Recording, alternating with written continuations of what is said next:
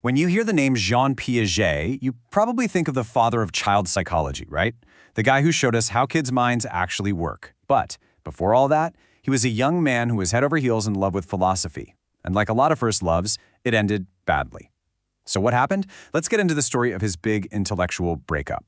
And this quote, man, it really gets right to the heart of it.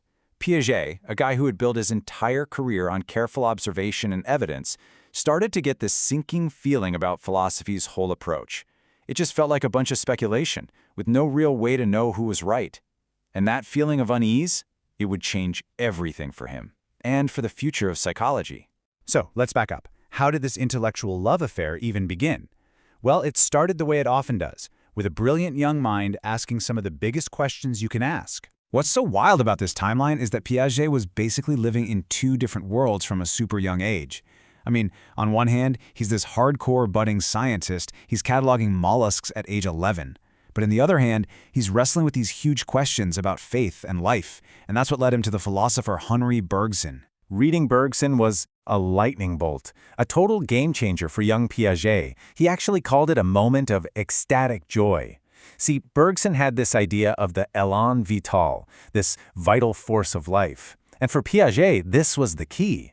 It was a way he could finally bring his religious faith and his love for biology together.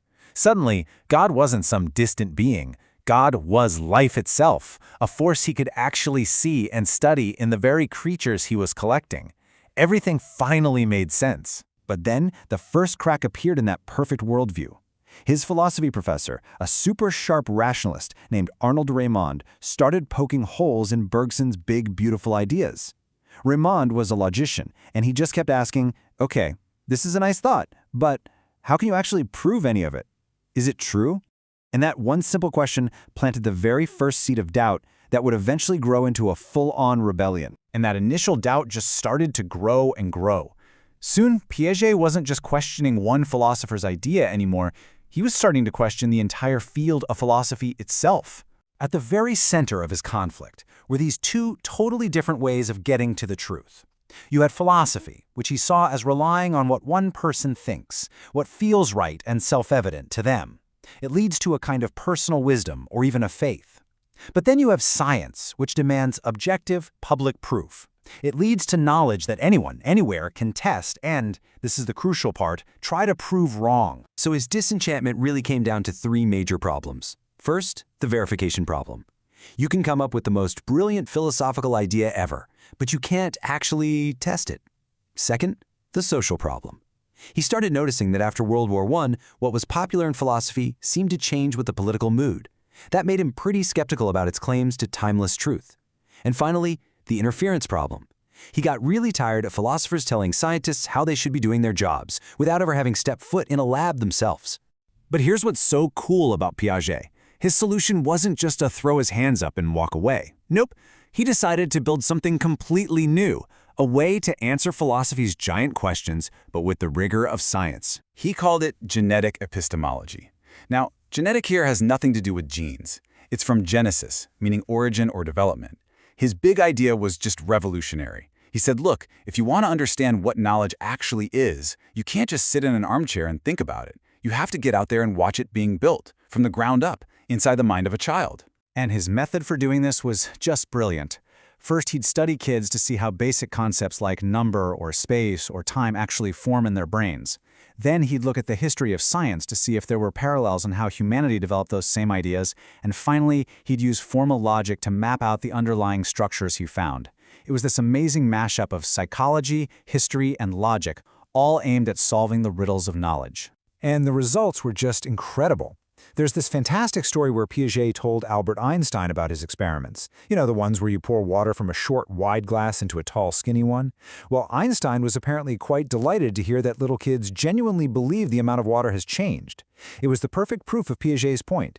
Even the most basic truths we take for granted aren't just given to us. Our minds have to actively construct them. So, armed with this powerful new science, Piaget turned his attention back to his old love, philosophy.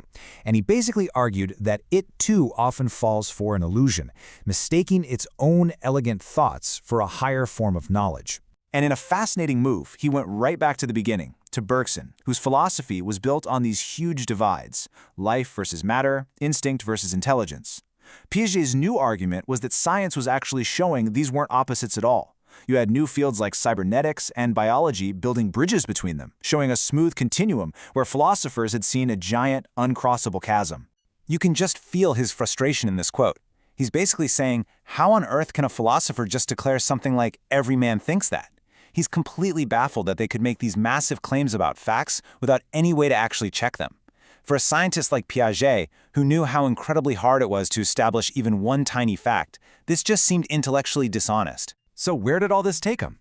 Well, his goal was never to destroy philosophy. Not at all. Instead, he wanted to propose a new, clearer relationship between these two incredibly powerful ways of thinking. And it led him to this incredibly powerful final distinction. For Piaget, science gives us knowledge. That means verifiable truths about the world that we can all test and agree on. Its job is to answer the question, what is true? Philosophy, on the other hand, provides wisdom. Its job is to help us figure out our values, to reflect on what we believe, and to answer the question, what is meaningful? And he wasn't the only one thinking like this. The philosopher Karl Jaspers put it just perfectly. As soon as something can be proven true for everybody, it stops being philosophy and it becomes science.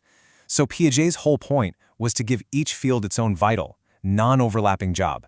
Let science handle the facts, and let philosophy help us figure out what to do with them. And that leaves us with Piaget's central dilemma, a question that feels more relevant today than ever. When we face our biggest, most complex problems, where should we turn? To the hard, verifiable facts of science, or to the essential, guiding power of rational belief and wisdom? Piaget's final answer, I think, was that this is a false choice. We desperately, desperately need both.